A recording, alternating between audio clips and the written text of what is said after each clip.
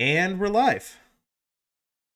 Welcome back, everybody. Today we have ourselves another episode of Splat Chat. This is episode 21.5. Earlier this week, we actually covered the Octofest, which is an amazing European land that's happening. But today we're going to be talking about a few things, mainly low level as a whole. We're going to talk about a few tournaments as well, such as low ink and some top levels. First off, Lily, how are you doing? You know, Lily, you're a really awesome person, dedicated player. Ready to talk about low level? How you doing?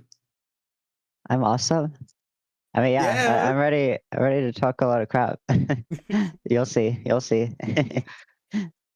Very exciting times you have. Mystic, you've been on the cast before. You know, one of the most like in the scene people I know. How you doing today? How you doing? I am doing absolutely fantastic. Whatchamacallit, you all have seen me here for the third time now. So there's that. But whatchamacallit, I'm ready to talk about like a lot of choice words about low level. I will say that much. It's really fun. It's gonna be fun. Wraith, you've also been someone that's been around the scene a lot, especially on TikTok. Woo! TikToks are so good. How are you doing? How you doing? I'm doing great. I'm excited to be here. Awesome. Excitement's great. But yes, y'all, we talked about it a bit in the introductions there, but one of the main things we're going to be talking about today, probably the main thing that we're going to talk about today, is low level. Now, just to give a definition for specifically the kind of low level we're talking about, we're not talking about necessarily entry players, like players that have never done a tournament, have only done like 1 to 2 tournaments, not that kind of thing. We're talking about a little bit higher players that are closest to like, say like a dozen to even like 30 or so tournaments that tend to not place really well and tend to do specifically skill capped events. Skill capped, if you guys don't know, is tournaments that don't allow for players of a certain skill level to enter. It's pretty simple things. Like, for example, From the Ink Up is a pretty popular low-level event. I believe it targets Div 7 and lower, Div 8 or Div 7 and lower, around that kind of thing. Basically, players that are at Div 5 and below. And, well, one of the first things I want to talk about, since we have a cast, we have everyone that has been in a tournament scene, has been doing a good amount of tournaments, either like on the cusp of breaking through level or have actually broken through it. I want to hear your experiences. What's everyone's experiences, starting with Lily, just ups and downs of low level? No, I don't want to go first. That's fine. Let me go at least second. Trust. Totally. Mystic, how about you? What's been your experience? Like the ups, downs, the ebbs and flows, all that. On the spot? Well, for me, I can go first if you guys need it. I can go first. I can go first. Oh, awesome, Wraith. W. Wraith the GOAT. Heck yeah. Yeah, I mean, I think low level, like my experience so far, I'm still in low level for the record, but my experience so far has basically been like an endless cycle of like you learn one thing, which really makes you realize just how bad you are at the game. And then you practice that thing, you like work on it, you think like, I'm starting to get the hang of this Splatoon thing. And then you learn a new thing, and then you once again are like, oh my god, I'm so bad at this game. And then you just continue forever and ever until maybe someday you're good. So I would say, it requires a lot of mental stamina, but like I'm really lucky. My team is like a really supportive environment where you can just like show up and throw for 3 hours straight, and then everyone will just be like, you're good, let's go learn from this together. So it's been a really nice time, even though it's been, ups and downs for sure is a good word for it. Glad's been nice, and that to hear, honestly, you're just supportive like that. A team that is like, oh my god, you didn't place, you didn't go 10-0. You're off the team. Banned. Goodbye. Right. Like, having a team that's not like that, very, very important. And that's a good point in general. The whole like, wow, this is a whole concept of the game I've not even realized before. Okay. Right. Very, very real experience there. William, Mister, you guys have any thoughts about that? Honestly, like I echo like more or less the same kind of sentiment. Like there's like a lot of like things for me. Like I'm more or less in like a unique kind of spot because like I've been like around like the whole entire like spectrum of like low level, I feel. Like I played for like Div 8 teams, I played for like Div 6 teams, I played for Div 5 teams. I've even played for a Div 4 team once, like the recent team that I like played for Aquatic Vanguard before I ended up leaving the team. Thankfully on good terms. So there is that. Like whatchamacallit, I've been around like the whole entire spectrum, so like I know my way around like whatchamacallit low level. It's just like the fact of the matter that like, okay, I'm stuck in this spot. Like how like what like kind of group or what kind of like set of 3 other players is going to help me to like just elevate me and just get me like out of low level in that regard. So like I'm like more or less in that kind of spot, but also like I also coach a low level team. They're a Div 6 team called Zero Magnum.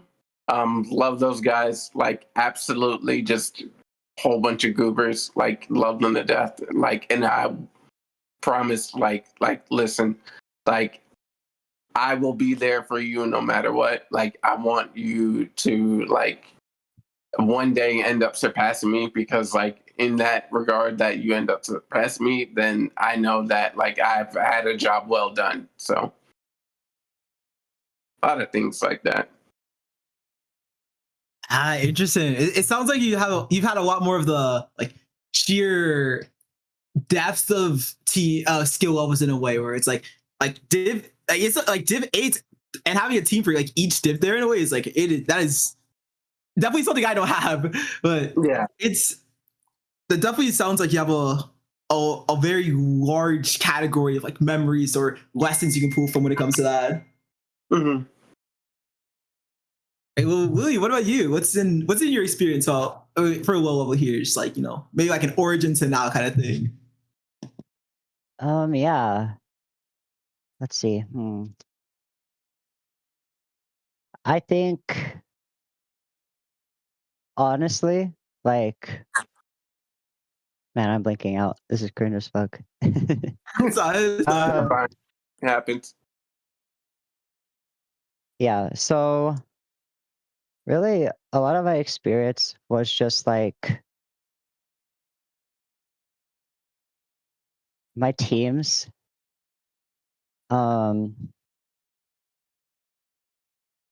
It didn't really feel like we ever like not we, but like for me, I ever got to like feel content, feel satisfied, feel like okay, I belong here. Like I feel like at low level specifically, it's very hard to find that sense of belonging, because even when I found a team that I'm like, okay, wait, these guys are like, actually try to improve at the game and not like, just put everything against me. It still feels like bad, because the thing about the low level environment is that no one on your team really trusts you, like as much as like, you could be trusted in mid level. Like the general like trust is like lower. And like even when I had trust, it felt like my teammates were able to like, kind of keep up with me and my ideas. It's like, they're still not quite there. Like I don't know. And then just like the other team, right? They're like at low level, people just play really passive. I'm gonna be freaking real. Like they just like stay back, play super lane, wait for you to come to them, and then they just like kill you. And then they just like spam specials is pretty much it. So like it just leads to an environment where like me specifically, because like I'm a very volatile leading player, right? I'm like a playmaker. But it just felt really hard to find like any value to like create a lot of the time. Like I had to play absurdly selfish, and I don't know, even then, like if it literally feels like if I don't play perfect, like I just lose, and it just like doesn't feel good at all when like the trust doesn't feel all there. It doesn't feel like, your teammates are really, you know, with V in a lot of the senses. Cause I'm just like, I just like watch as like a pay rush goes in and wipes my whole team, and I'm like, Yeah, that sucks. Like, I don't know. Low level just didn't really feel like an environment well made for me. And hmm, I feel like I kind of want to give you guys a chance to talk. I have a lot more to say like on this, but like it just didn't really feel like my environment. And one thing that is like really important to me is like, Mhm. I feel like low level is very much designed for specific types of players. Like if you can play like get perfect, get super optimal game, then like perfect. Play low level. But like I know so many people who like have not been able to do that for themselves. Like it just doesn't really work with their play style, the way they choose to learn, right? It's not a universal like method of playing the game, in my opinion. And like what would happen is like I just know so many people, including myself, um, would just fall into the trap of like, oh, I need to play perfect, or like, uh, you know, we're just gonna lose. And then like a lot of people at low level are like, not happy when you make mistakes. They'll just be like, bro, don't make mistakes, just play perfect. Like a lot of people are like that in the like atmosphere of it. And like it just leads to like a lot of like really early like conflicting thoughts for players, in my opinion.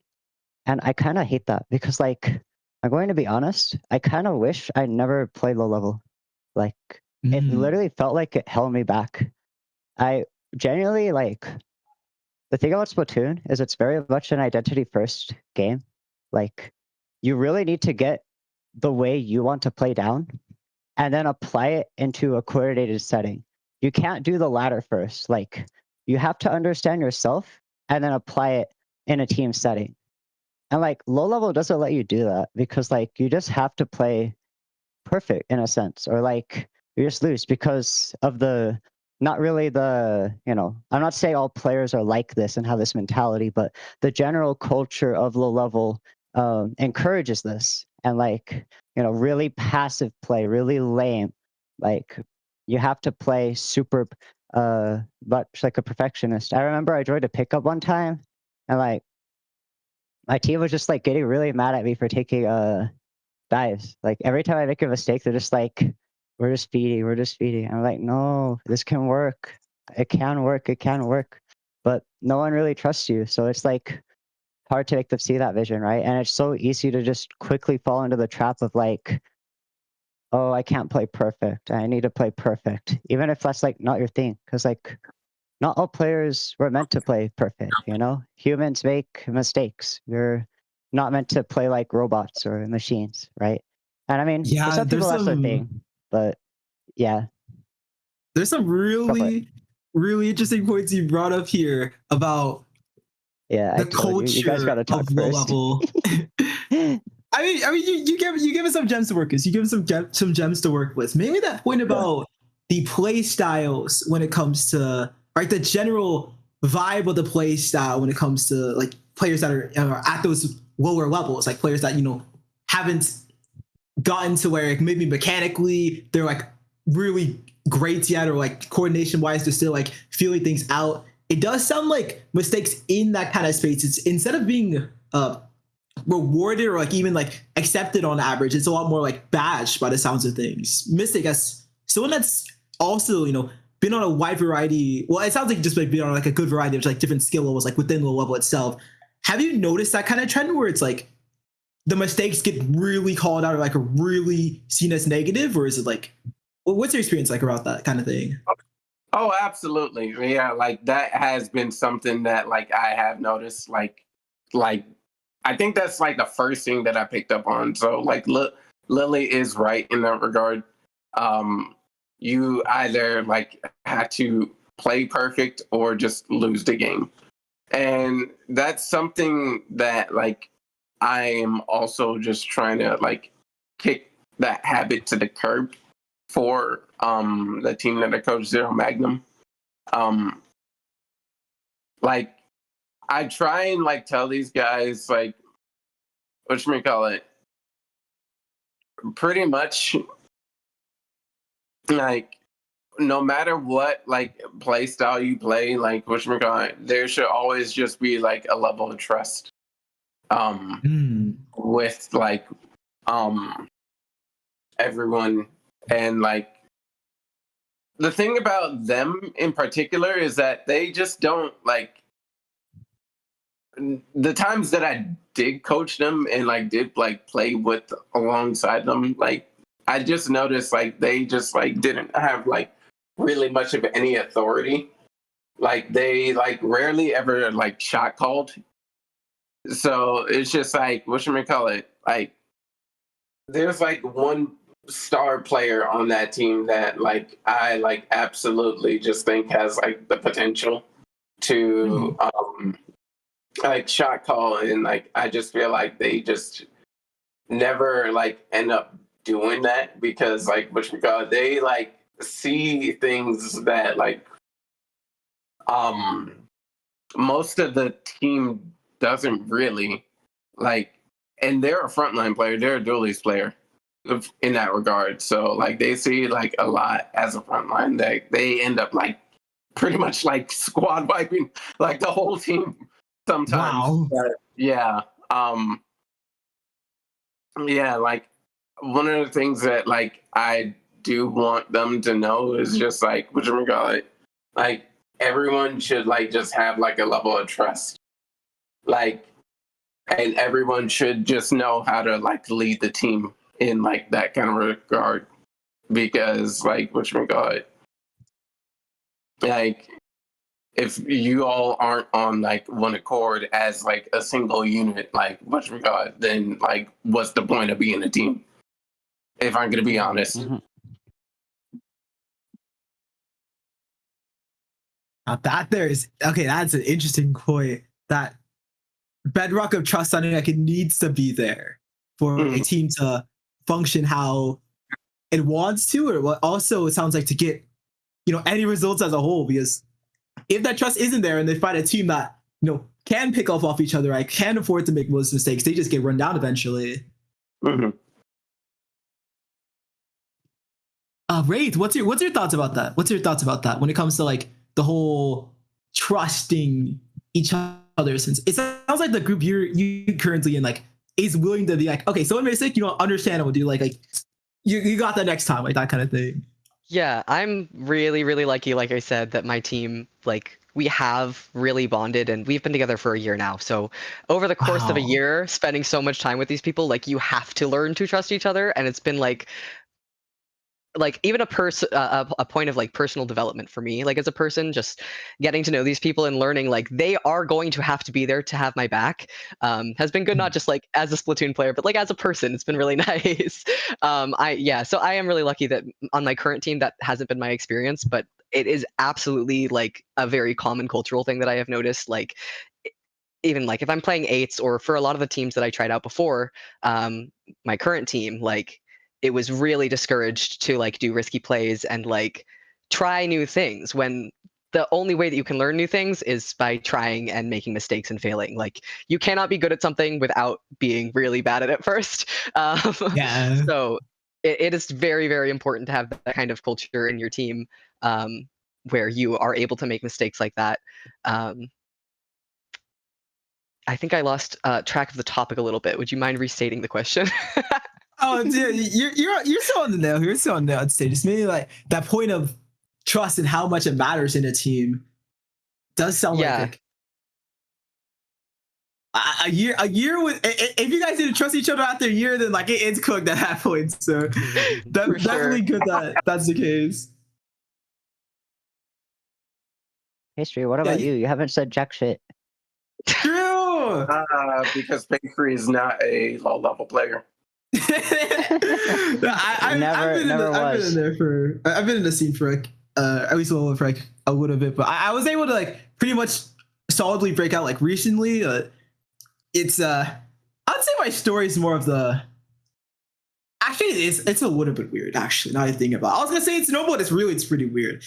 I did my first Luigi season after 8 years of playing the game. I never really touched competitive. I played X rank in Splatoon 2. Like I played X rank in S1, but like it wasn't like I wasn't ever like, I would enjoy the competitive scene. Maybe because like I played Smash Bros. So it's like if I try to play 2 games competitively, and I'm not good at either, not the best idea. But I played it starting into like 2023, which that does math up, I hope. 8 plus 2 is 10, yeah. And when I started, most of the low-level culture was pretty unknown to me. Like, even though like I look at I played Splatoon, I played the story of Splatoon, I played some like competitive match, or not competitive. I've actually played some like ranked, it's mostly ranked. But the whole idea of playing and not making mistakes and trying to look good to each other, that kind of thing, I never really knew about that because I just wasn't in a scene like that. But I played in the Luzi, the little pre-Luzi thing, like Equity, I think it's called, where it's like you just do a big ladder and the teams are like, or the people behind the scenes are like, this team got first in the A division of Luzi. And I was like, I had a good time. I had no idea what was happening because I never did a tournament in my life. But I got a win versus Splat Droid, which is pretty funny since I think I fought Splat Droid literally last weekend, and we're both mid-level now, so it's like there's a bit of a fun reunion in a way there. Awesome. But yeah, we ended up calculating Div 7 for that, and the season as a whole was like average. We didn't make playoffs, so we got a couple wins too that were like pretty cool, and we mostly focused on lower level tournaments at the time, but really didn't think about the open level that much. Like I didn't even like conceptualize in my head what a mid level even was at the time. I was just playing, doing my thing. The way I play is the way I thought of the game was very not standard, but thankfully I found some teammates that similar to Wraith in a way where it's like they understood the fact that this weird player is making spreadsheets for how to play on the game, and this game is a 5-minute fast as hell game, but they're still down to play with it, I guess. So it's like that is so relatable. Oh wait, Wraith, do you have like a when I first started comp on my current team, I made us a spreadsheet for tracking our scrims, and it would like autofill like the ratio of how much we would win like on certain map modes. I didn't end up using it for that long because it was way too much effort to like continuously put that data in so that it could like track that. But I am similarly insane about the game in that way. Love it. Insanity breeds awesomeness. Don't quote me on that, but it's true, I swear. But yeah, I mean, I think we found a squad that was able to play around the fact that I was a crazy. But yeah, it didn't. After that, we kind of had a breaking apart. Not necessarily a relationship wise. Relationships like we're still like pretty chill after, which made me pretty happy. But it was mostly like a dedication kind of thing. Like as it turns out, if there's 2 people there's one person that they're actually 40, fun fact. Like they were the most chill 40-year-old of all time. Like I swear to God, like I could still talk to that guy and like we would have a blast. But he kind of had life responsibilities catch up, which understandable. I think they had like a van, not a van. It was like it was like one of those like cars, but it was like also a house at the same time. And then he'd be like traveling like across America and stuff. So it's like hard to do that in competitive at the same time. Yeah. But eventually I decided, I'll be a captain. Why not? It sounds a little bit scary, but I'll be able to try it. And we ended up getting a second FCIU after the team was made, which made me pretty happy. But after that, my sense of low level kind of just broke. Like most players, they end up, playing in that sort of like Div 8-7 space for like a while, but it broke. But the reason why was because the tournament after I got 9th in SOS. So at that point, my mind was like, instead of having like the crazy dopamine rush, I'm like, oh my God, second FCIU, yes, I love this FCIU band, yeah.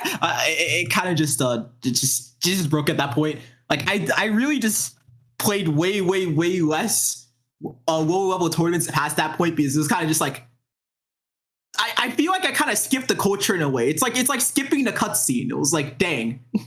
All right, I guess I'm just doing this now. Guess we playing open level now. Now, it wasn't like I immediately started placing like even good in a lot of the open tournaments I would do, but my mindset changed pretty quickly from like scaling up slowly to just like I want to do the hardest tournaments I can because I want to fight some like crazy ass people, and it's like I sort of picked up on the trend that's happening here in a way where it sounds like, Willie, you've had a moments where like a lot of teams where it's like they discourage the mistakey type nature, and like Mystic sounds similar for you where it's like people are just afraid to even lead in the team you saw like at first in their case where as I started to do like a lot of open level things and like going 0-2 and then going 0-2 and then I win 1-2, yes, finally, yes. And then going 0-2 again for like 3 more tournaments. I kind of just like I kind of not got used to making mistakes, but it's like I got it at that point in a way. And here you are now fighting giants like Hypernova. We haven't taken a game off them, but we actually have fought them a good bit. But it is interesting. Like just. It does feel like that idea of making mistakes and mistakes being terrible, game-breaking, evil, even, it starts to not fully break away, but it does start to chip away. Why are we soul sisters? You're actually scaring the shit out of me. Like, we have such similar stories. It's not even funny. Like, what do you mean you spent 8 years not knowing about comp and then suddenly decided, yeah, I'll go on comp? Just say it for real. Like, actually, and we're both dating Lily. Like, wow, shocker. Yeah, my stream under my name on the stream itself is Ping Pong Patient. My actual like IRL name is Louis. So 2 Louis on the podcast. That wouldn't be confusing at all. No. It is interesting. Like, but it does make me think of that point of like having that willingness to make mistakes go up. On that topic, as well as a few other things, I want to talk about some tips that the players at home, or even like the trends that we've noticed between the players that have broken from low level into mid level, or even like beyond. Some tips that the scene could use when it comes to breaking out of that low level space if they want to start fighting heavier competition, or if they want to get more cool results under the name, like, oh my god, I placed third at the West, yeah, like they want stuff like that. First things first, don't play low ink. Absolutely. Whoa. Best advice. Best Shots advice. fired. Best advice. You're actually my goat. How come, Mystic? I'm interested. Why? Elaborate. Do it. Yeah, so like what I mean by that is just like a lot of people play low ink. Like, okay, this is something that has gotten on my nerves about low level for the longest time. I'm about to grill into y'all for a second. Okay, so whenever I do a pickup in like low level, like just basically for like low ink, it just always ends up devolving into like just people ending up crashing out at me for literally playing the game because, I did not make alpha bracket for them. So I just stopped subbing entirely. So I just got tired of that. Like, it's just like, like it felt like consistently like people were just like getting butt mad that like we like didn't make alpha bracket. Like we didn't make alpha bracket. Like, we didn't make X like kind of bracket. So you're just like, you know what? Like I'm done with that. Like I'm not gonna bother with that. So like the way I see low ink is just like you play it for the experience. You don't play it to win. Like if you're playing it to win, you're gonna be sorely mistaken. Like you need to be treating like all tournaments as just like play for experience, not to win. If you win, it's a bonus. It would be nice, but like that should not like ever be your end goal. Like I will like point out an example, like the Tri-Strike Tuesdays. Before it was Div 5 or before it was Div 3 capped, like it was actually Div 5 capped. I played in Tri-Strike Tuesdays number 4. Got second place. Just on a random Tuesday. We just like found a random pickup, like just was thinking nothing of it. ended up getting second place.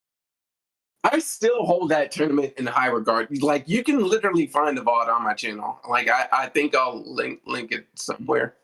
But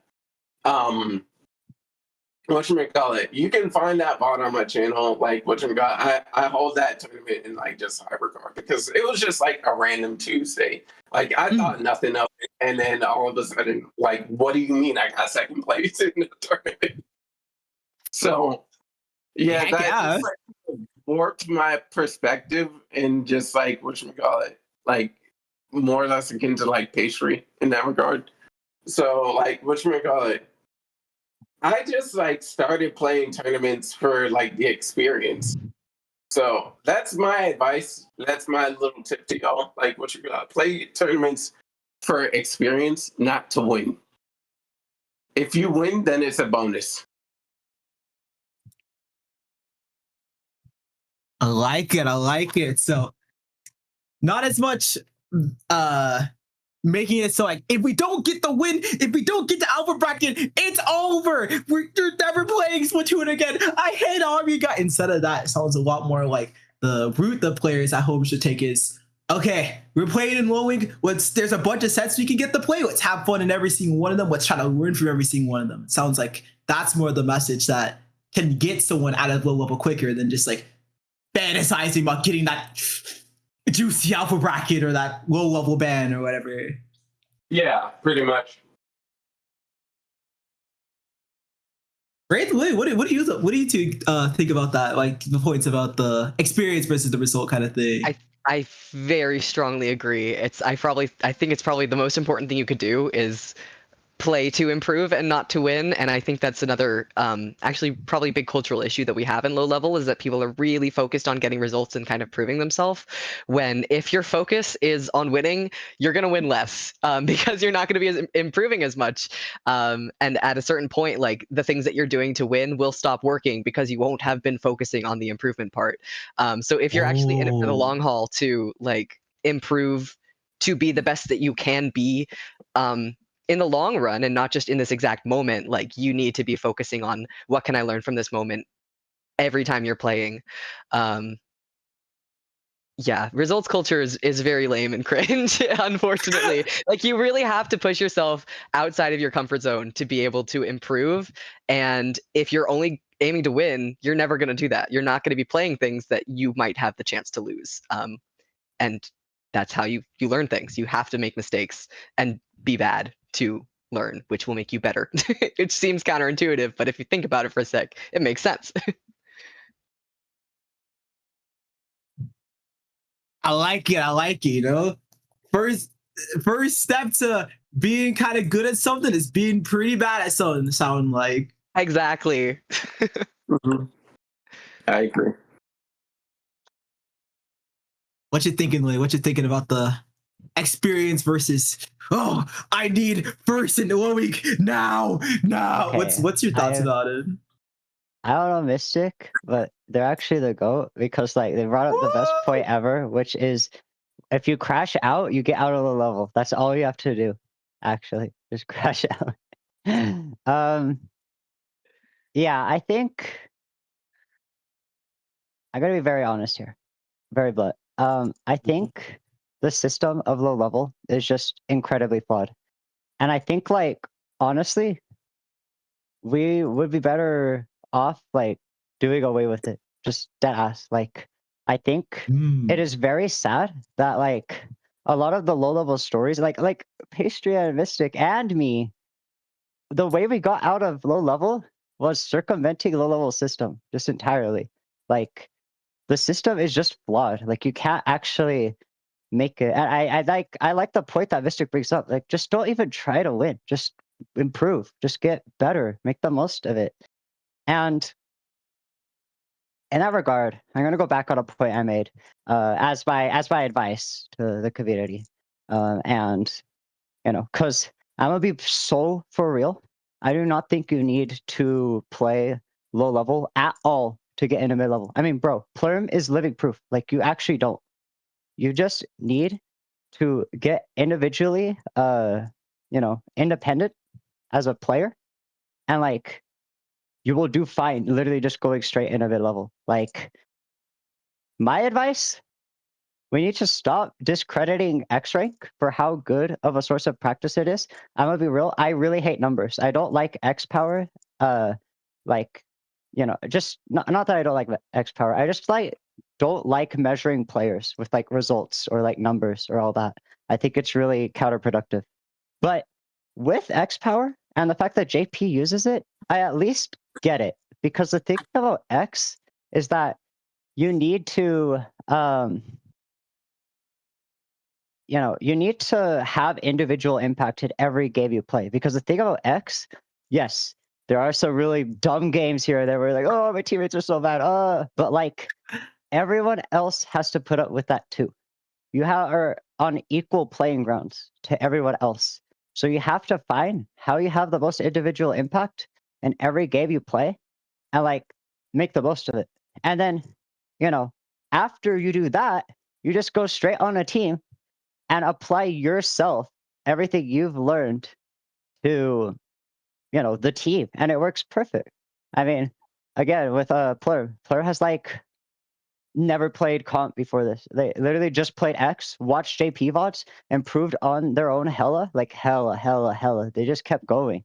And like, that is all it takes. You don't need to grind low level. You don't need to play low league. You don't need to do any of that. It is just like dead ass. I will say it outright. It's just a waste of time. It is just a waste of time.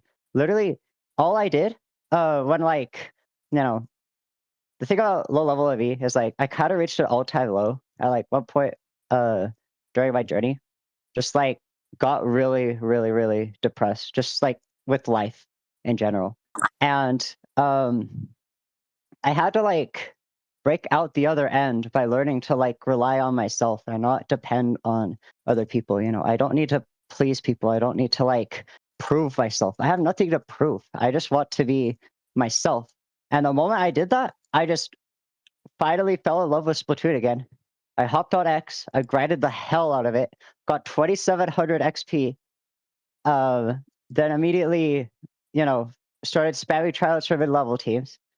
And like, Pastry, you literally took me on just because you like the fact that I know who I am, and like, I'm just, I work really hard on myself individually. That's all you need, because once you have good individual players and you put them on a roster, you just like win. I mean, that's what we did. Top 8 preseason NA League and like first Tri-Strike Tuesday, right? Like, we were literally just a bunch of like random nobody low levels and all that, pretty much. And like, we just suddenly break through just because we actually have good individual pieces and like, a balanced roster. So my advice, like, stop playing it. Stop. Just don't play low level. Don't actually. Just go to open level tournaments, play that, and like, play X. Please play X. X improves your individual power so much, like as a player, your impact and your knowledge of the game. Do not get caught up about the number. Stop looking at the stupid number. Just play the game to get better. Like, that's all it is. You just have to be the best you can be. That is the best thing you could offer a team. Not, compensating for your team's mistakes or like needing to, switch to a weapon because your team says so. No, just be authentically yourself. Make people respect that. And like, you just succeed as a player. Like that's it. That's literally my whole story. That's what I did. I was like not able to win anything before.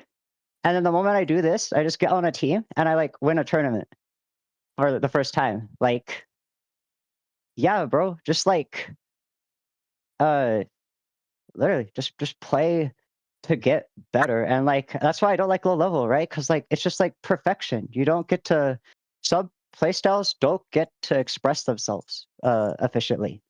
And that's why I just like X, because in X, you get to express yourself however you want. It's just about expressing yourself in a way that's efficient to winning, right? So like, that's my take, honestly. And honestly, to complement that, I think more open level tourneys should have 4 brackets, because that will help a lot with this. Like, we just need those 4 bracket open level tournaments like SOS. That's perfect. That is actually perfect. Like, just spam those tournaments if you're like low level, play the hell out of X, and just like play with passionate people, and you just succeed. Like, I'm not saying you have to circumvent all low level like I did, but like, we should just rethink our whole approach to it, because like, low level is just not it. If you're just playing a perfection game, like, you should be playing the identity game. You should be playing to be yourself, not to be perfect, not to, because like Mystic was saying, like, everyone's just gonna blame you for nothing instead of like looking inward and like reflecting on what they could do better, right? Like, don't get me wrong, I'm a very like egoistic person and like the way I think about this game, but I would never force that upon my team. I would never like be like, oh, you guys suck. Like, I'll give like, suggestions as to what I think we could do, but like, I trust my team to push forward the way they need to. Like, yeah, that's pretty much it. The chat Whoa. is. I saw. What did you say, Mystic? I said, like, I was looking at the chat and like they mentioned something about lowing. Oh, let's. Speaking of lowing, yeah, let's go ahead and talk about that. This recent lowing, like, it's not going to be like too long, but like, funny coincidence happened. So you all know the Team Paradigm Starfish, right? Yes. So Hyperdive. October 2024, like, whatchamacallit, that was like the team that, like, whatchamacallit, like a beta kind of like Paradigm Starfish. They ended up getting lowing bins like that, lowing. They use Vectin and Paintbrush. October 2020. Wow, I can't speak. October 2025. You want to know what weapons are being used? Vectin and Paintbrush in winners finals. Welcome back, lowing October 2024. Time is a flat circle. Actually. That is a bit funny. Paintbrush Intense, for reference, chat, Paradigm Starfish, they're one of the more popular teams, I would say. They're a group that has helped create a really a new idea of how to play the game. Like, it wasn't like fully their own, but like they helped kind of popularize it, which is really interesting. Very aggressive play style that like some people refer to as hyperdive. But that is pretty funny that a year later, a team that is now, I believe, in like the Div 2-ish era is a team indirectly or maybe directly followed in their footsteps with that Tense and Paintbrush combination. It's pretty cool. Mm-hmm. Keep saying the buzzword. Hyperdive. Oh, hyperdive. Oh, blue sky. Hey, blue sky. Hyperdive. Hey. Hyperdive. I'm gonna hyperdive into a volcano. Oh no, that's not good. That's crazy. I do like that we talked about, at least the combination of those two guns, which are absolutely not popular at all. The Vanilla Tent and Vanilla Paintbrush. I mean, maybe they are lower down, but generally those are weapons that, if you look at a tier list, you're not going to see the players have the most kind words for them. And I actually do want to talk about that. I want to talk about a very notariable document that was made to help lift up the scene, the Declaration of Inkopolis. Now, I don't want to break down this whole entire thing, but there's a couple points about the improvement section that I think we've maybe, I would say maybe coincidentally, also talked about here, where I sent out a link about it on the weight room. But it's pretty cool. It's pretty cool. The main thing I'm hearing that kind of line up with it are some points in the individual section.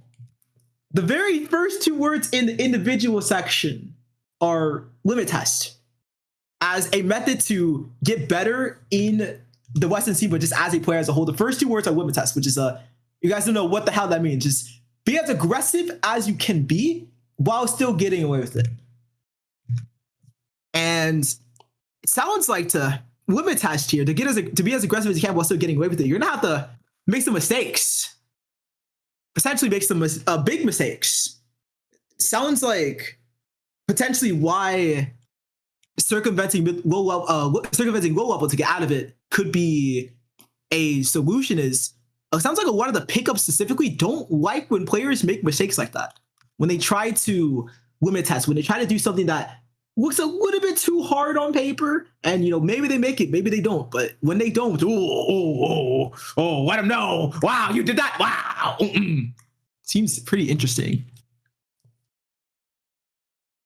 I also like, and something Mystic you actually brought up and William did talk about a bit earlier as well, is the point about picking your favorite weapon and then mastering it to build confidence and skills. That's the words that you use there. Your favorite weapon and mastering it.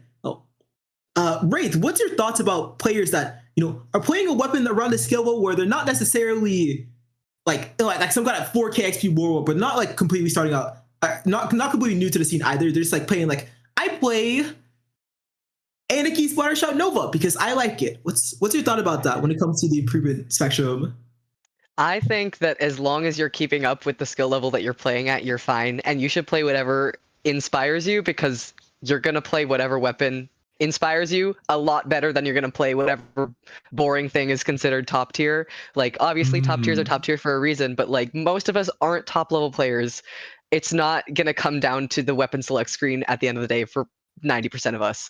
So I think play whatever you want to play, and at a certain point there might come a time that you need to swap off and play something that is a little less Splattershot Nova or Aerospray, a little bit less of that. But I think there's absolutely a place for people playing like lower tier weapons, because we're here. It's a video game. Like, we're here to have fun. If you're not having fun playing the video game, you're doing it wrong. Sorry. Hot take, I guess. Not really. Fun in my video game? Not allowed. But also, like, I think you have to really believe in your own weapon. Like, if you're playing the weapon, you believe in it to some degree. Like, if you're playing Nova, you see something in it. So, I think go for that. And when you don't see something in a weapon, you shouldn't play it. Like, I used to be a Dually Squelcher's one trick. I love that weapon. I'm really inspired by it. Also, just, like, in my hands, I don't see it. So I swapped to another weapon that I am equally as inspired by, but I think is a little bit more doable. You know what I mean? Is it the Tetris? I play V-Dually now, but I do love me some Tetris also. I'm Tetris is pretty much my secondary at this point. Yeah, can I make a quick point? Absolutely, yes. Everyone speak. Everyone, yes. I play Slusher, right? But like, the thing about Slusher and the way I play it, and like I would be real, by the day I unironically end up playing more and more like more optimal bucket players. But the thing about the way I play is like, I don't really care about the rules. Like, I just stopped. I just stopped caring about what everyone said bucket needs to be played like. Like, don't get me wrong, I watched Ori's goated freaking video on it and like learned a lot of the fundamentals and mechanics. But like at the end of the day, like, I just made it my own. Like, I played the weapon as an extension of myself. I didn't like, choose to like follow the weapon. It's like, I'm not playing the weapon is playing me, if that makes sense. Like, that's how I see it. Like, it should be an extension of yourself. And like, that's why like I kind of play like a little weird compared to a lot of buckets. At least like early on I did. Cause like, I just see everything different. I'm a very like idea player. Like, I just follow ideas, and then consistency kind of comes second. It's like I'm learning the game backwards in a sense. The reason I'm saying this is because I want people to consider just pushing a weapon if it feels right. If like you can make it work for you. Like, it doesn't matter if it's meta or not. Like, just screw all that. Like, if it works for you, then do it. Now, don't get me wrong. I'm going to be honest. I think your weapon, at bare minimum, needs to be able to fight, because like fighting is super important in this game. I think like Splatbrella is a little overrated for this reason. Like, that's kind of my hot take. Like, you need weapons that can fight if you want to have individual impact, right? Because like otherwise, like, I mean, bro, nice shield, but like I'm just gonna shred you, like, right? That's kind of like, I feel like individual power in this game is really important. So just consider that, and consider, how well it aligns with what you want, right? Identity, and then like, how it holds up. Because like Dually Squelchers, right? Like a lot of people love that weapon, but it's like so hard to make it work because like you In this gotta current like, meta, yeah. yeah, you gotta like try way too hard with it. I mean, why does that weapon do 28 damage? Like we can't even give it 30. Like it has It's a so hate much crime, I not going for swear. it. I'm so sorry for you. Oh my god. They need to give that weapon some love. Yeah, but like if you see a weapon, if you see potential in a weapon, just play it. Because I did not see the potential in Slusher that other people did. I saw like the ideas behind it. I saw like this is a perfect way to express myself in a weapon. So therefore, I literally just want to one trick it because I feel most comfortable in this. And like, yeah, I haven't switched off it since. Like, I think that's the way you should view weapons. And it kind of like differs, of course, but like, because like sometimes you'll be like, okay, well maybe my team wants this weapon, right? But like at the end of the day, always think about your identity first when like coming to conclusions on weapons. Yee, yee, yee, yee. Yeah, What you separate were weapon saying from about- player. Oh, sorry, you go ahead. Yeah, I was just saying separate weapon from player. Like whatchamacallit. Honestly, Lily, you and me both, like I feel like the same kind of sentiment that you do. If you all don't know, like whatchamacallit, well, a lot of people already do know because like a lot of people confuse me with the other mystic. So Oh, whatchamacallit, I'm a dread one trick. So a lot of people like have this like narrative that like dread is just supposed like it's a slow weapon. Oh, like it's supposed to be played like paint support, like that can fight occasionally, blah blah this, like it can 90 damage people. Like, no, screw all that. Like I hate that. I am sick of that narrative that like people think that dread is like kind of that, because it isn't. And like to me, like that's why like I picked up dread like that one, like just on a whim, just one day, because like I like been playing sloshers for like over 3 years now. Like the sloshers are my primary weapon class, but like one day, like I think my slosher mechs just started feeling like so much worse. And like I just picked up dread and it's just like this just feels like absolutely perfect for me. So like I have been playing it like a slosher when people have told me do not play it like a slosher, do not play it like super aggressively, like you need to be playing back. Like I just ignored them. Like I do what I do. I do me, and I just like play the game how I want to play. Like I'm like my current goal is to just like, okay, be the fastest dread ringer in the West, just to prove everyone wrong. So that's one of my current objectives right now, and that's why I like just agree with the notion that you should always separate the weapon from the player, because pretty much like a good player can make like a bad weapon work, while like a bad player can like like probably just suck with a good weapon, if that makes sense. I definitely agree. I also think what Lily was saying earlier about like needing to pick a weapon that like at the very least is like able to fight for itself, I think is like very much like a result of the current meta that we're in, where it's like really fighting heavy, and even our supports are like a V Dooley and a Splattershot Pro. Like we can still kill. We honestly I would prefer to be killing on V Dooley, but that's just me.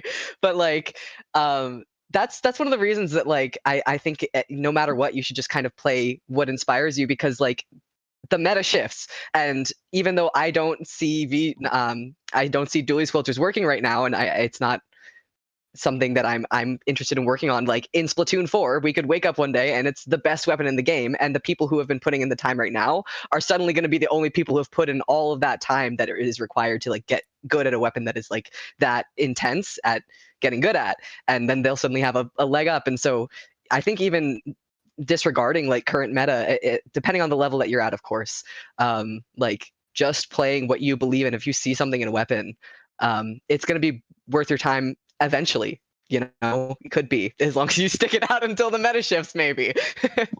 And if it works within your team, like you just have to build a team comp that can work around the weaknesses of your weapon, I think.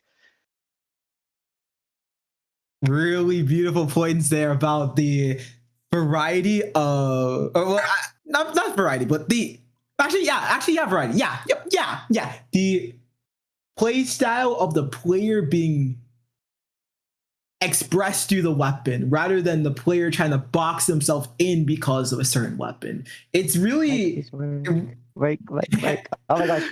Hi, sorry. Can I please talk? I want to talk on that. Absolutely. My mic like stopped working. I wanted to say welcome back. For what Mystic was saying. Like use the word narrative control. Like that's exactly like what I was getting at. Like when I said like all you have to do as a player is just crash out. Like I'd be dead ass. Like you just have to take control of your narrative and just like make the game your own. You need to like not like contort to what other people tell you need to be, not become something because you know you're supposed to or whatever. This is your journey. You need to make it your journey.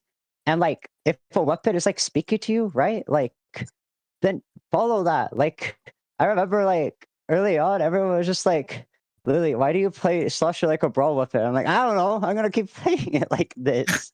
Because like that's fun. Just like that's actually just like what it means to me. Like just take the dang control of your narrative. This is why I'm like so passionate about low level, because to me it feels like a system forcing people to like, you know, lose control of their like individuality and their identity. But like Splatoon 3 is an identity focused game. Like you need to, you know, take control of your story, not let other people write it for you, not let your weapon write it for you. You need to have that say at the end of the day. Like that is what's gonna get you places. I literally stopped caring about winning entirely. I'm gonna be so for real.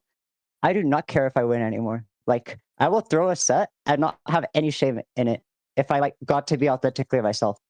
That is how like passionate I am about identity. And don't get me wrong, you don't have to think the way I do. But like for me, it was always like I want to be the player that after the set, people just cannot forget like fighting. Like, oh my gosh, this bucket was so annoying, or like, how did she hit that? Right? Like that kind of stuff. Like make the game your own. Like it's not as simple as just win, just get results. It's not. Just make it your own thing and you will go so far.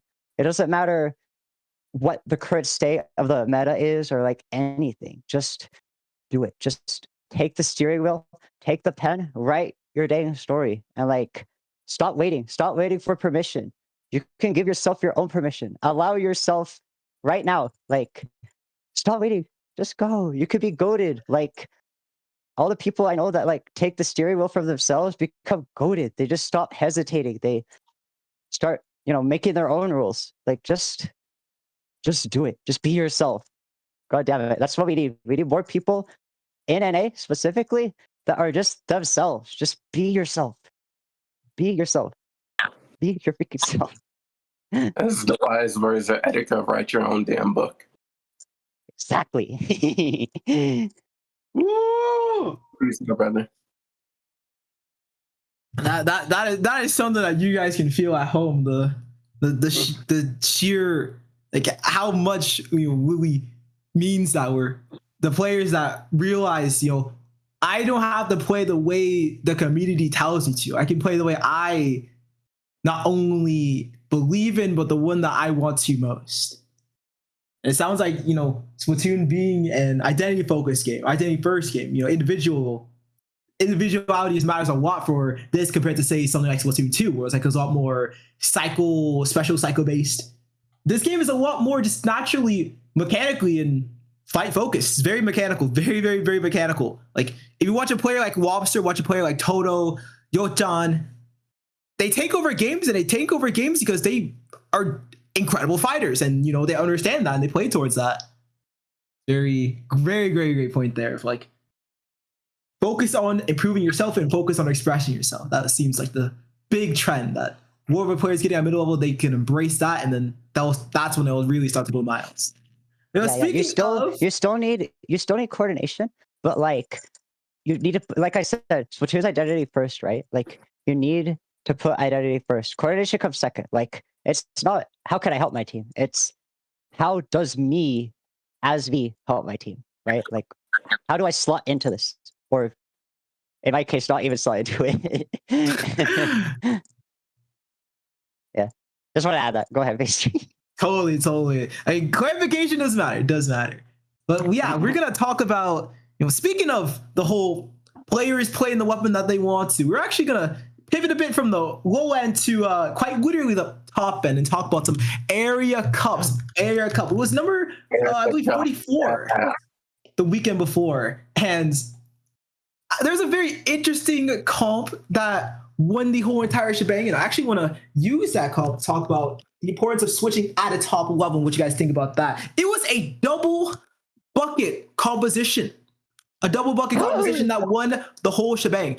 Now, the two bucket players themselves, Cole and Nibiten, Cole and Nibiten, actually said, I think I said before when I was talking to everyone that it was Renton, but it was actually Nibiten who are another top bucket. But Cole played solo bucket. Nibiten played a mix of the vanilla swasher alongside the tri swasher. Lobster was also on that squad. A lobster just is naturally going to do a lot of the, oh my god, this guy is going to kill the whole lobby kind of energy. But did play a mix of the S Blast, the V Blast, and the Rapid Winter. And Kuno just plays Flash.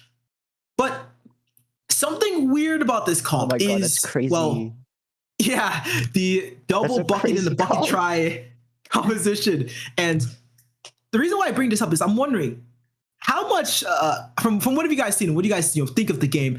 When you start to approach these top levels, like how much does switching seem to matter?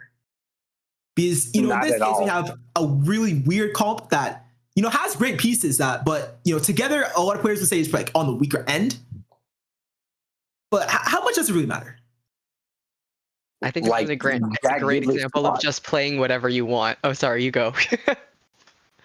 Yeah, I was just saying, like, what's your called Jack Diddley squat.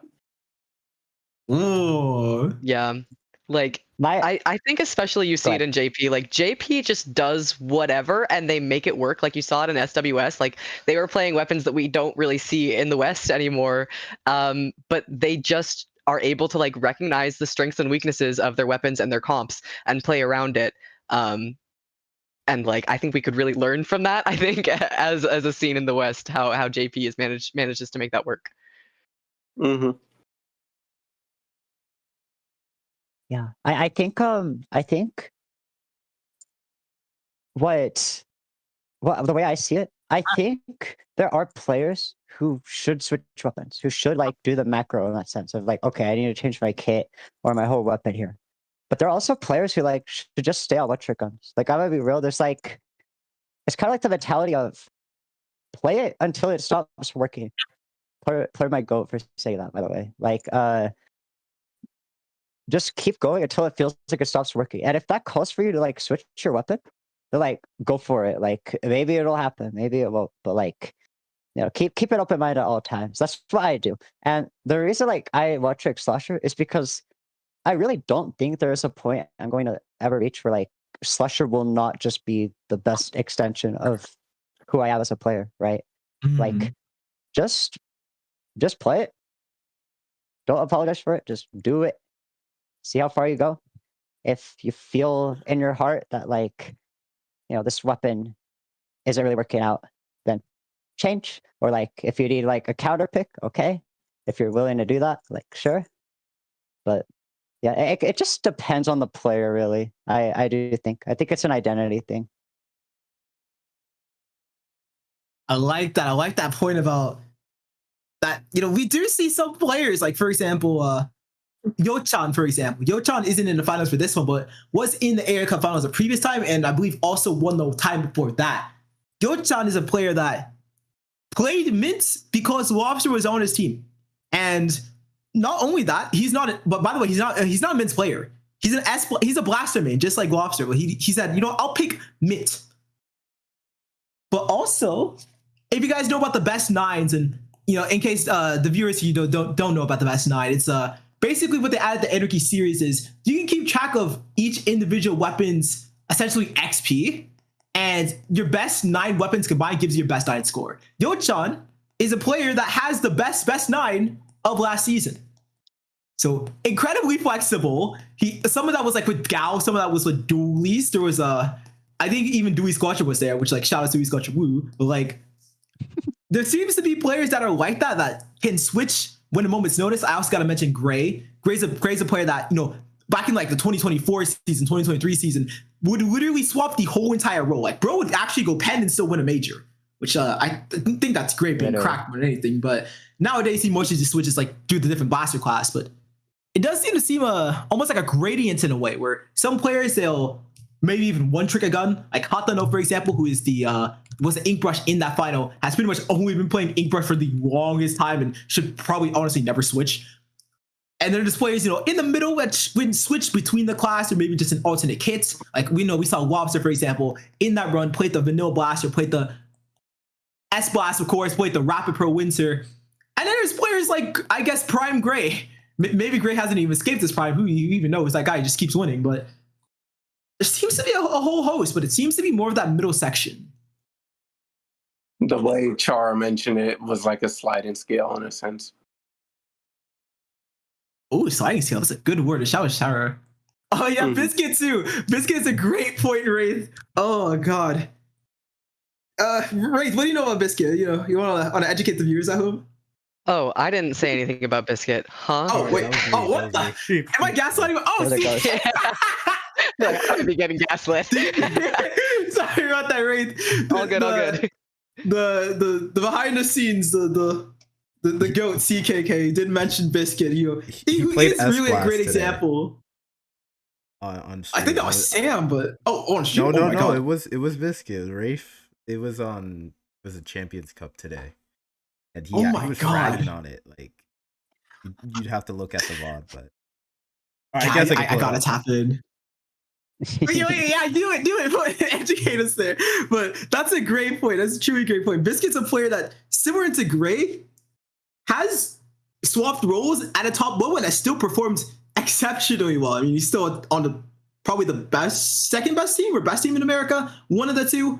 But he was known largely for like when he really broke through that Nautilus in Splatoon 2, that Nautilus and the Anchor's composition, which is so rare at the time. But FT1 showed, you know, I can play Biscuit, we on this type of gun, we can play this kind of style, and boom, we can pop off.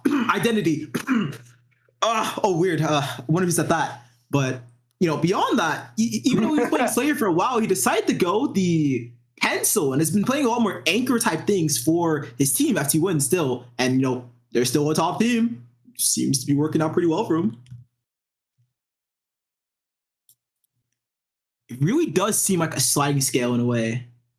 Yeah. Yeah, like everyone's experience is different. That's pretty much it.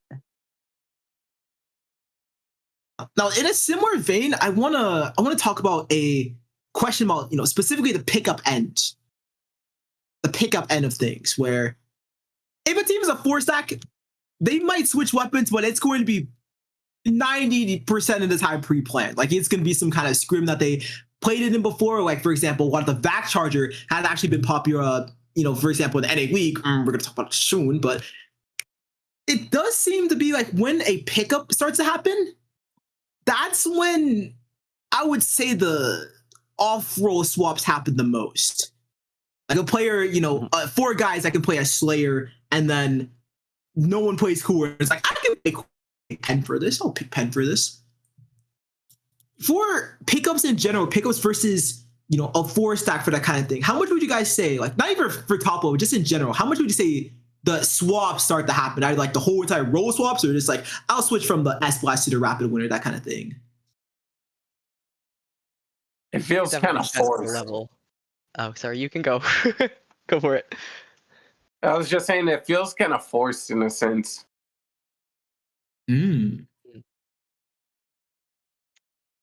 Yeah, I think it definitely depends on the level. Like, if you're a top level player, you can play probably any weapon better than most people because you're just that good at the game. So, like, swap away. Um, but like at lower levels, you're probably gonna perform the best on a weapon that you're comfortable with, even if the Mm. comp isn't optimal. Like you need a certain amount of paint in a comp, you need a certain amount of fighting power, but like as long as you kind of find those things within the comp, I don't see the point in that much switching around, personally.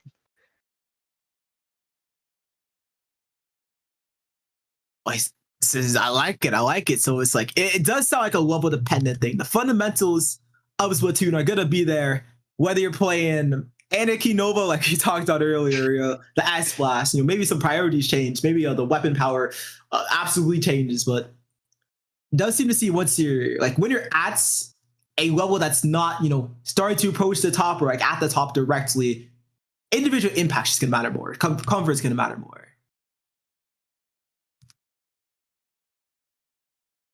What do you have to say about that, Lee? The difference in like playing a gun in a pickup because no one else in the pickup can do this kind of thing versus just riding it out, just being like, we're going double bucket the whole entire way. I don't care.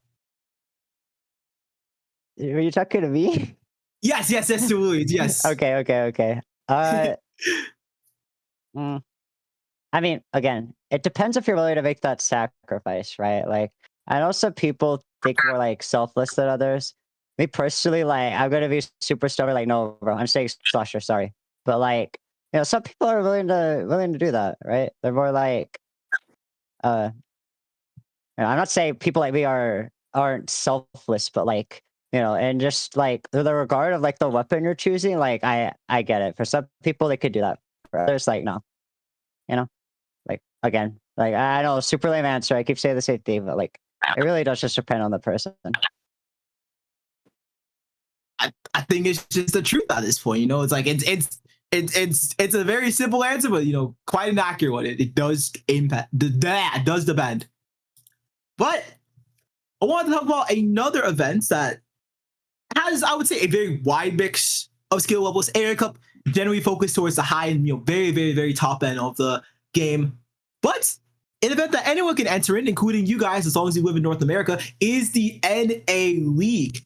And there's a few interesting trends that are happening in the Western scene. I want to hear like why you guys think it's happening. The first one is a double shooter invasion.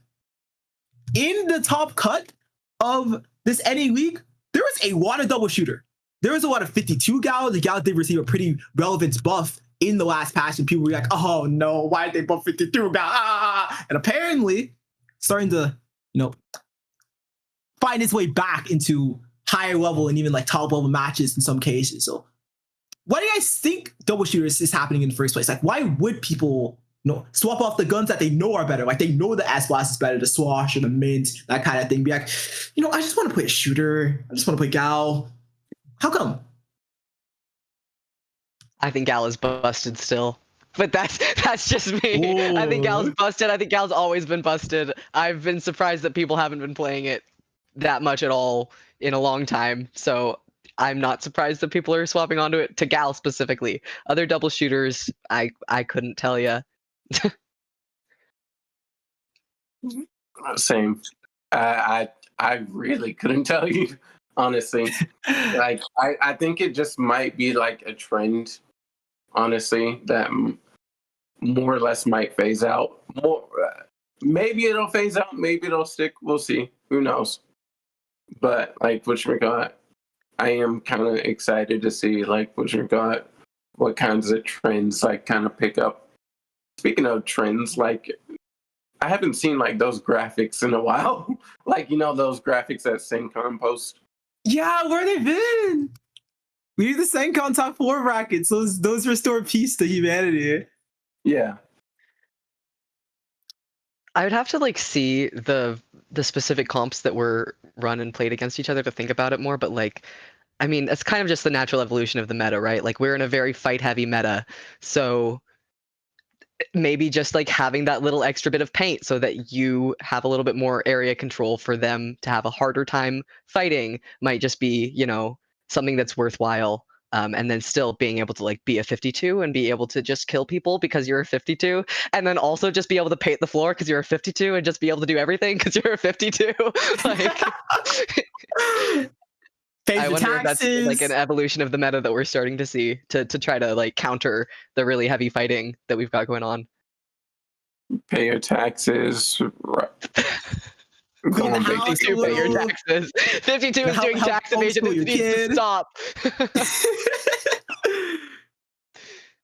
I mean, good. I mean, that's a great point there. Like, you know, I think the idea of, you know, between not only being able to fight but also paint, but, you know, some really fill the gaps in a way. It sounds like the ease of use.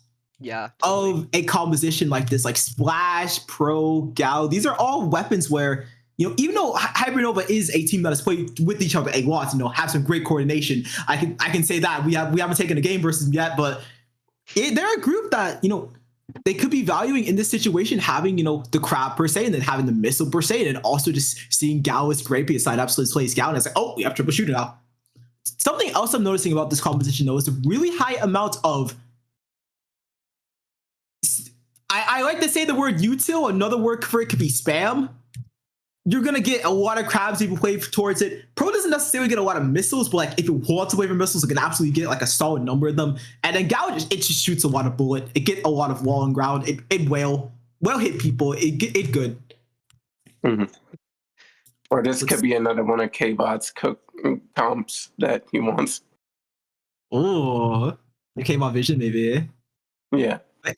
Something interesting that you know was, I would say, partially the result of a large amount of shooters being in the top cut is that a blaster team of a short range blaster, not an S blast, but specifically a short range blaster team in Bets, and also a Wiper Octobrush team in Fofofo. Both of those actually ended up getting top 2, and none of those front lines are ones that people say are top tier. And actually, I have a link to Moonlight fighting Bet, for example, where Moonlight, they're a team that were actually, you know, projected to, if not win, at least top 3. But Bet actually got the upset on them. You know, Moonlight was running that sort of double shooter composition that we're talking about, where, you know, you have the 96 in this case alongside, I believe, the Zap.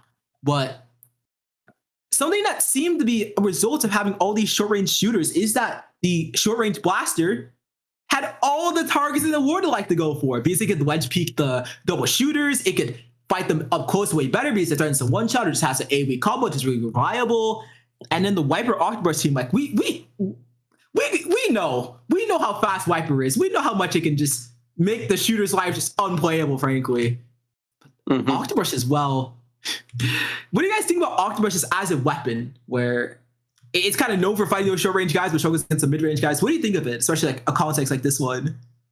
I honestly, like, I mentioned it like last time I was on like Beep, but like whatchamacallit, I definitely like think like all like brush players should just like keep the faith and just like stick with the weapon, because like whatchamacallit, that weapon has like a lot of potential, and like it's been paying off. Like I stated before, like players like Dat Kid, One Wing Nakira, as an example, have clearly like shown that like brush can like work at like top levels still. And like whatchamacallit, I think it's like a weapon that like you definitely want to be like looking out for, like if you're a top level player, akin to like Roller, because like I know like a lot of like top level teams that like hate fighting Rollers, like they just hate it. Mm-hmm. Like I think this is like kind of gonna be a similar kind of story in that regard. But whatchamacallit, yeah, like I think like brush players just need to like keep the faith still for the second time in a row. Even if the meta may not be the kindness, it sounds like the Octobrush still has roots, still has playability. It's very roller-esque, you know. Some teams, yeah, The rower sharks them out a little bit too much, and they start hitting their controller. Maybe not the most polite way. Yeah. Very interesting points there. Very interesting points there. Also, the shout out to Octopus in general because I believe it was Duck Motif. I think they placed fourth this time around, meaning that there was 2 Octobrush teams in at the very least the top 5. But if not that, then fourth and first place here. You also mentioned Moonlight. I want to just briefly talk about Moonlight for a second. Can it, absolutely. I love Hypernova. Those are my goats. Absolutely, just love them to death. I will just stand with them until the end of time. But can I just talk about how much New Age Moonlight has just straight up flipping improved? Whatchamacallit? Holy smokes. Hypernova and Moonlight, that's just been a rivalry as old as time. And whatchamacallit? Hypernova, they've always just historically just outplayed and beat Moonlight.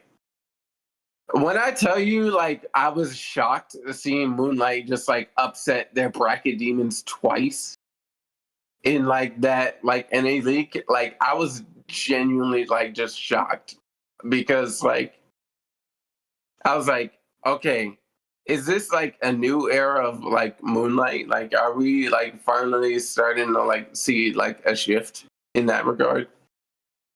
Because if so, that just kind of makes things a lot more exciting. Because now it feels the gap is just kind of closing for Moonlight, and they can just kind of keep up pace with Hypernova. So now it's just anyone's game, honestly. I mean, that's an interesting point there. Just the story of Moonlight as a whole. Moonlight is a team that we see in the NA league, and in general, it's been doing pretty good. This bracket specifically, they in some people's eyes underperformed, but 5th is still really, really, really good. And for a lot of people, that would be overperforming by a very significant amount. But it is kind of funny how we're bringing up Moonlight here as a team that everyone kind of has an idea of how Moonlight plays, at least if you watch a good number of sets of numbers, okay, they really like to play for the hold, or with their mint 10s comp, they like to force their way through with those giant HP, or it's with the leader comp, they really like to get a push in and just hold it for a long time, having the leader just tap anybody that even thinks of approaching their space. In a way, it kind of reminds you of the identity discussion we're having, where Moonlight as a team identity, people, they have an idea of it in their heads. Mm-hmm. It's that point of having a similar game plan across the team of Moonlight, they have a good idea of what each other wants to go for, and they play for that. A team like Hypernova, I would say, is on a different pace when it comes to that. Synapse really likes to find those times to go in, and then the rest of the team's very good at playing off of that. Before, Hypernova's identity with the I believe that kid on the brush was very we'll say chaotic. We'll just say chaotic for that one. But having that identity, it's kind of just circling back to it in a way. It's such a good point. Just the teams that really stand out, in either results or their mind, they seem to have that down packed. Mm-hmm. I would say that's a good coverage of the but the NA league there. Actually, no, one more question for everyone here. This in the podcast, a bit of a fun question. How many times have you played in the NA league? What's it been like as an event that quite literally every single skill level is seeing you playing? A hot 0. 0? Nope. No, I want to play. Good. I just don't have a team to play with.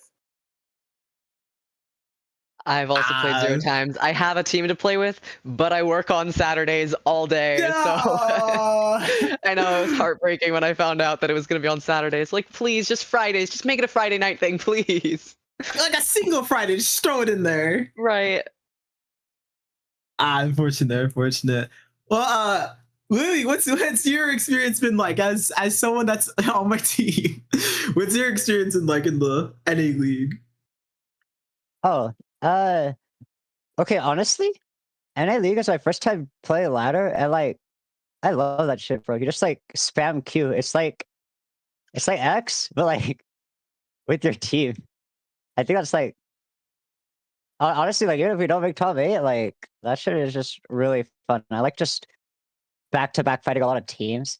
And on top of that, it's like we get to play all 5 modes and like, Urchin, I guess. Like, it feels like a lot less limiting. Like we're not just playing haggle zones for the 1000th time. We're playing like Mako Turf War or some shit. Like, I'm not even saying like that in a sense of, oh, I wish we would do something different. It's just like, it's not you having to be good at like all the optimal maps. It's be good at the optimal maps and the bad maps. Be good at like every map. Be good at like every mode, regardless. Like, I just really like that. I want more events like that are just were like not refreshing, but like that challenging in that way. Because I'm like a player who wants to like get good at like everything, right? I want to be good at like everything this game has to offer.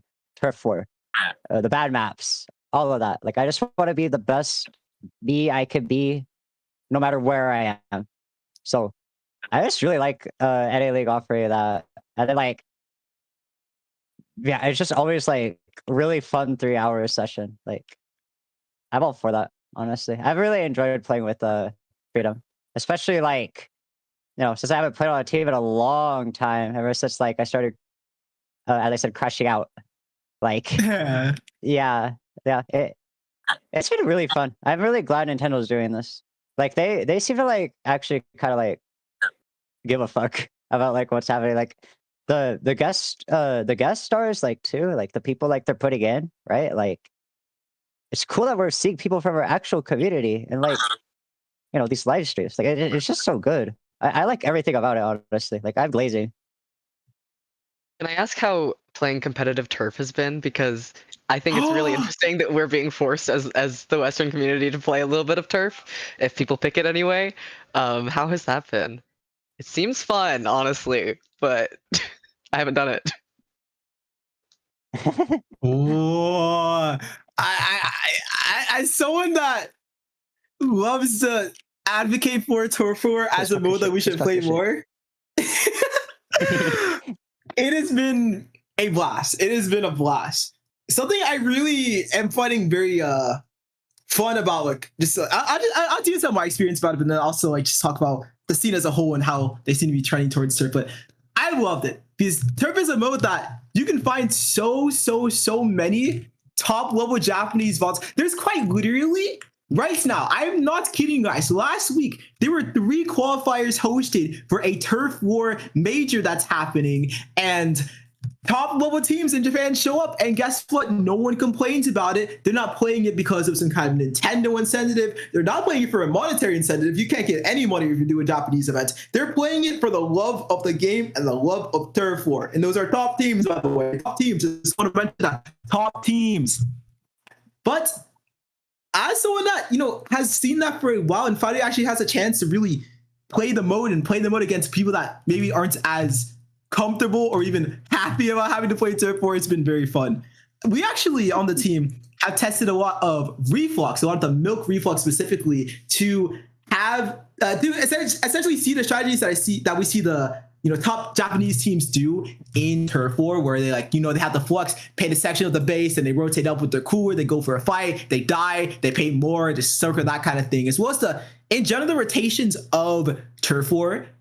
Getting to try it with reflux, even though I'm not a reflux main, like not even close. I mean sword, well mint, but I mean like quite literally a gun as far away from reflux as possible. But getting to do that, it's been very relieving in a way. But we've been refining the shots, we've been trying some new things in it around the board. It feels fun. I'm personally more biased about it, but what I notice is as the weeks go on, as teams realize, oh my god, we actually do have to play Turf War. Oh, okay. They're starting to, I'd say, more accepted in a way. Like I've seen more teams try for the reflux in scrims. I've seen higher level play in Turf War in general, which is just a huge relief. Something I actually talked about in the podcast before was that the way we played Area Cup in the preseason, or the way we played Area Cup, the way we played Turf War in the NA League preseason was terrible, including in Top Cut. And it sounds like it looks like it's just rapidly getting better over time, which is I absolutely love. It's a really cool thing for the team when you have to play these weird modes and like are forced to play these weird modes. People adapt. So what you're saying is we should be playing more Turf War and Sendoki, right? Absolutely. I just think, listen, all 5. Yes. JP is so much better than us, and they play it. So like, I think they know something we don't. Honestly. But potentially is a thing. And like that's like the qualifier for Worlds, right? Mm-hmm. To be fair, yes. By nature, there is a larger reason to get better at Turf War because of like the 4th or 5th Koshi. Just a lot of Koshians do pretty much since Splatoon 1 asterisk just for a while, right? It's if you guys don't know what Koshian is at home, because understandable, you have to honestly follow a Japanese team to get it. It's a once per game, sometimes twice per game, huge tournament where across Japan there's different qualifiers for different countries. Sometimes there's an online qualifier, sometimes there isn't, and it's all Turf War. To represent Tokyo, to represent Osaka, to represent region that's not those two, you have to win. You have to be the best Turf War team in your region, basically. And there's a bit of randomness towards who gets there and who actually gets to be there showing up at the end, but it takes a tremendous amount of skill. But that is a good point that by nature, Koshian existing means that the Japan team would just have a much more positive, I wouldn't say even positive, but just productive opinion about Turf War, where it's like, hey, yeah, that's the word. One of the reasons to get better at Turf is, there's going to be a Koshian for Splatoon 4. The better I get it, the better chance. What I find interesting, though, is that it doesn't seem to feel like an obligation for them. Like, they still play Turf, but it's not like, oh my god, we played freaking Turf War game 5 and the team 1%. That could honestly be a politeness kind of thing that Japan is known for. Japan is not a nice region. Let that be known. It is a polite region. But even still, it does look like a lot of teams, just genuinely have one playing Turf War there. But around the board, at least, I'd say we hit the head on the tournaments, one of the covers was the low-level scene as a whole. We talked about our experiences in low-level and some tips that players that are either, trying to get the middle as soon as they can, or, just players that are on the cusp, and, what kind of steps they could take to get to that next level. Talked about that, had a lot of fun talking about that. You also had a chance of, talking between a few different tournaments. Low Week with their very humorous winners final composition, kind of mirroring what happened in last year, October, but also talking about the Area Cup and how much switching matters at the top level. And then we wrapped it up with a fun talk about the NA League, the shooter invasion, the 52 gal, no, not again. This is just 9.0 over again, or 8.0, one of the two. But around the board, I'd say we hit the head on the things that we wanted to talk about. So I just want to hear down the list from Wraith and Mystic and Lily. What are where can people find you? Where can people find you if they want to follow with your takes or your content per se? I'm Wraith SPL on pretty much every platform. Particularly check me out on TikTok and Twitch. I make educational content for beginners, basically. It's fun. It's a fun time. Love it. Wraith SPL, right? Wraith SPL? Correct. Absolutely. Mystic, what about you? Where the people at home find Mystic? On Blue Sky, you can find, yep. Well, yeah, on Blue Sky, you can find me at mystictactician.com. Yes, that's my at, mystictactician.com. On YouTube, you can find me at Dragalia is Lost. One word, Dragalia is Lost. If you look me up there, you can find me. I try and post whatever I can, whenever I can. I post a large variety of content. There's probably something in there that you'll probably enjoy, be it Splatoon, Fire Emblem, Pokemon. There's a large variety of content in there. So there's something in there for like at least everyone. But other than that, like if you have any questions, you can also hit me up on Discord at the same at Dragalia's Lost. So that's where you can find me. You can hit me up anytime. Awesome. So MysticTactician.com on Blue Sky, and Dragalia is Lost on, by the sounds like, Twitch and Discord. Yeah. Well, Awesome. actually, no. Mystic Tactician SPL on Twitch, and then Dragalia is Lost on YouTube and Discord. There we go. Okay, yeah. Got it. Lily, where can the people find you? They wanna keep up with the Lilies here, the Lily.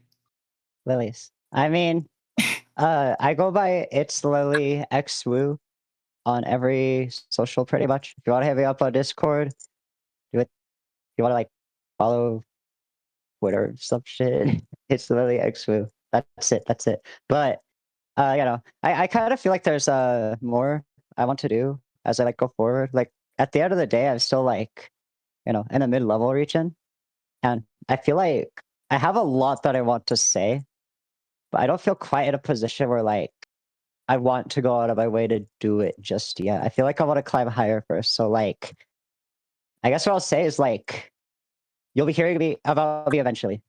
Either way. So like. I like it. Stay tuned for Lily, guys. Stay tuned for Lily. That's for me. Pink Pony Pastry on probably every single social media except for like MySpace and Facebook. I'm not old, sorry. But I'm actually gonna be streaming later today on Pink Puppy Pastry. I'm gonna be doing probably some open with the chat. You guys want to chat about the podcast or as well as Pink Puffy Pastry stream? Yeah, I'm gonna be streaming some open later. If you guys want to talk to me specifically about the podcast or some thoughts you have, or just want to play some open, that's your chance too. Around the board though, that is gonna wrap up Splat Chat episode 21.5. We covered some great tournaments. Once again, it covers some low level experience and tips you can do at home to escape or at least improve at a pretty solid pace, a pretty quick pace. That's gonna wrap up everything. Take care. Everyone say bye. Bye. Brush your teeth? Why are you not brushing your teeth? Brush your teeth, please. And drink be orange sure juice to like, comment, and afterwards. subscribe, and have yourselves a dang good one. Crazy. Awesome. Yay. That was fun.